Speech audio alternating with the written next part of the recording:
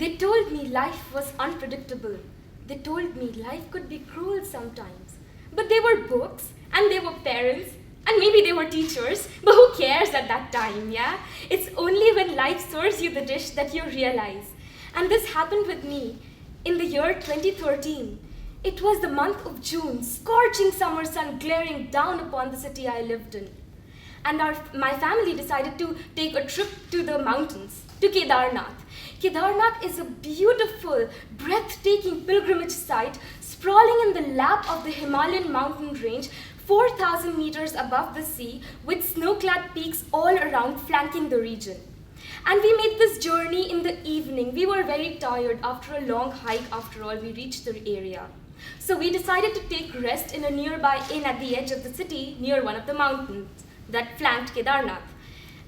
But my dad and my brother and I were just too excited to, rest. So we went outside, wrapped ourselves in layers of wool, and looked at the setting sun. It was oh so beautiful. The shades of red, yellow, orange, all dancing across the sky. Suddenly, the skies turned a sickening grey, and there was a loud rumble from the skies. My father, who has a knack for reading the skies, looked up. He looked up and then looked right into my eye, and he spoke. Akanksha, take your brother, and go up that mountain. Run away and don't come back. I'm getting your mother. Gunjan, Akanksha, what are you doing? Nitish, go with your sister. What are you doing? There's no time. There was something in his eye that day that I did not question. I simply grabbed my brother and ran up that hill. I ran up that hill, and my family was following me behind me, and it was just so unpredictable. My mind and instinct were with a fight with each other, and instinct took over. And I screamed, I cried. Within minutes, the rumble of the skies became a roar, and sheets of water poured down, sheets of water that were dragging us down, and we could hardly breathe. What seemed like hours were just a few minutes when it stopped raining. It stopped raining.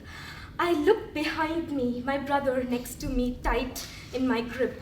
My family was safe. I was so happy. But below the mountain, Kedarnath was swamped with a sea of water. People who had climbed the rooftops of the inns and the motels were washed away, shrieking, crying. They were swept like dried leaves in a storm, and I could just watch.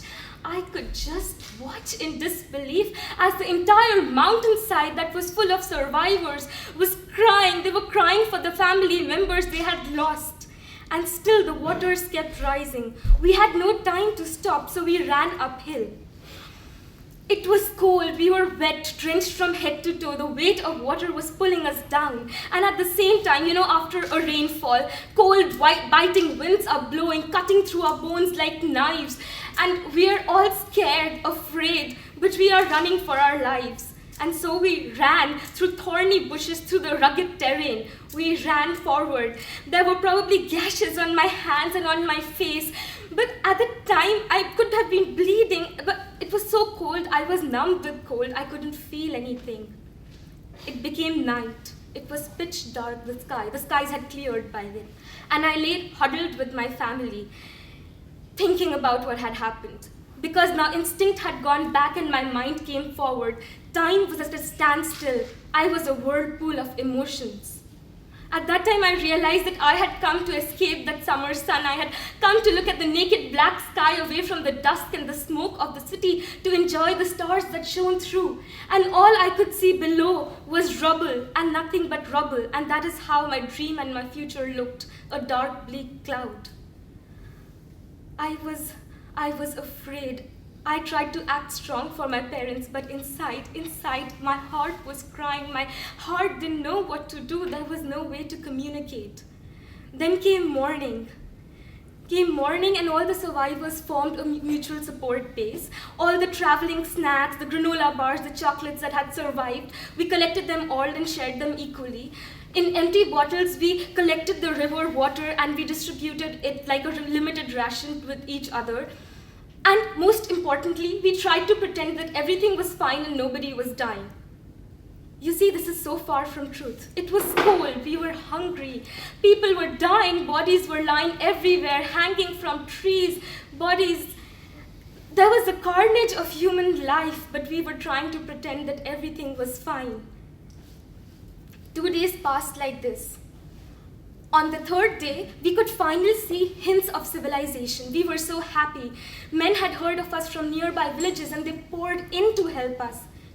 We thought they poured in to help us, but what they were trying to do was ravage for bounty, scavenge. They charged us exorbitant amounts to ferry us across the river, but they just took the money and they ran with it. Some people chopped off fingers of the dead bodies for the gold and diamond earrings because it was like war bounty. After all, people are suffering. Let's collect profits. That was their perspective. And I was so horrified. I couldn't turn my gaze away at that time. We were scared. Their acts put a dent in the hope of so many people. We were all in the same boat. We were hungry, we were thirsty, we were tired. We couldn't walk anymore, but we were dragging ourselves, and those people just put a dent in our hope. But we went forward. We still went forward. After 4 days, the government chopper finally found us. It found us. It took us to safety. I landed in Delhi, in my city, on my soil, and I could feel that summer sun glaring down upon me, and I welcomed it with open arms. Warmth and relief spread through every inch of my body, and I was just so happy. Tears of happiness were flowing down my eyes. I think even today when I close my eyes and I recall that experience in detail, I can't believe how lucky I had been. People say you were unlucky, you were in a tragedy, but I say tragedy is only when you make it a tragedy. Life can be tragic, life can be cruel, but real tragedy is the tragedy of the mind. It is the way you think. You never know what life does to you. So in the short span that you have, treat every tragedy, every crisis with strength inside you, and it will become your triumph. And this is my story of how I created my crisis, how I faced adversity, and turned everything into my triumph, and I became a stronger and a more mature person over the span. Thank you.